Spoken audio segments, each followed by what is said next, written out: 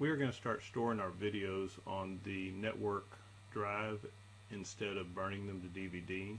So I'm going to walk you through how we would do this using Coban. As normal, we would go to our video search and find our videos, hit search, and the only thing, just the same as before, that we would be burning would be things such as arrest. We normally would have put into evidence. Instead, we're going to move those over the network drive. For this example, I'm just going to use a traffic stop, but normally it would be for arrest purposes. So I have two here with this Stephanie Powell, so I'm going to go ahead and check both of those. And then I would go to video export. This screen will pop up. We want it in a data format for PC playback, and we want it in a folder, and then we will hit continue. Now it allows us to rename this, so what we would do is at least put the deputy's name in there.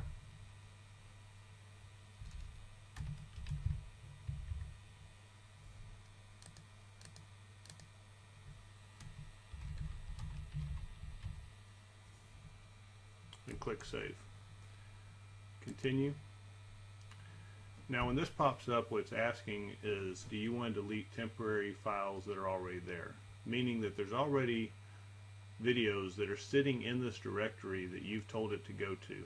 Would you like to delete those and put these in there? You should say yes, that's deleting any previous ones. The only things that will be in there are the ones that you are sending over. After you click yes, it's going to start burning these files and moving those onto your local hard drive. Now what we're going to do after those have burnt onto the local folder that you sent them to is we are going to create a folder with our case number on the P drive, and we'll do that while it's burning. So we'll go over here to our P drive, and now there is a folder that says videos, and under videos we'll create a new folder. Let's say our case number is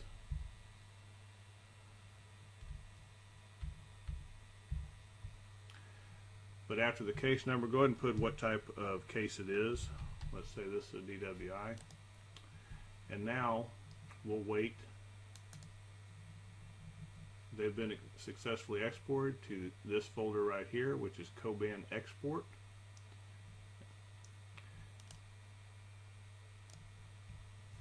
So we will find that folder that they went to, which is on C,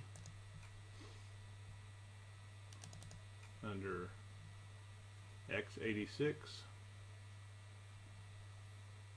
BVMS, and Coban export. So here's our two videos. We'll now take both of those and select them, copy, go over to our DWI folder, and then we'll paste those in there. And what it's doing now is it's copying from where Coban had exported it to into our network folder. The DA's office has access to our Coban video. If you have made an arrest and you have logged it as an arrest through Coban, it will stay on the server for 1 year, and the DA has the ability to pull that video.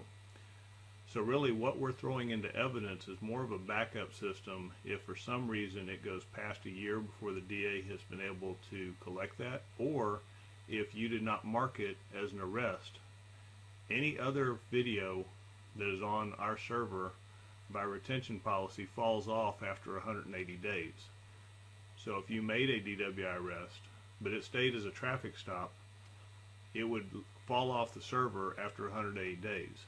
If that didn't go to trial for close to a year and the DA calls looking for that video because they can't find it on the server, then it would no longer be on there. So just a reminder, make sure you put arrest if you make an arrest.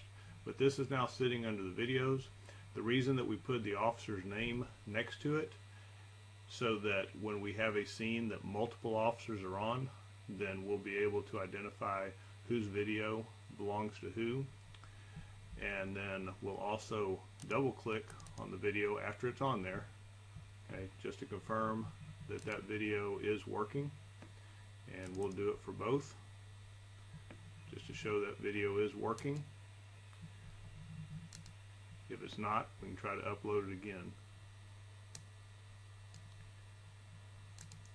If you have any questions on this, let me know. I'll walk you through it. Also, any interviews that you do, whether it is in an interview room at the detective office, or if it is a forensic interview that is done at Children's Safe Harbor, those can also be uploaded under video. Just identify it as what type of video it is.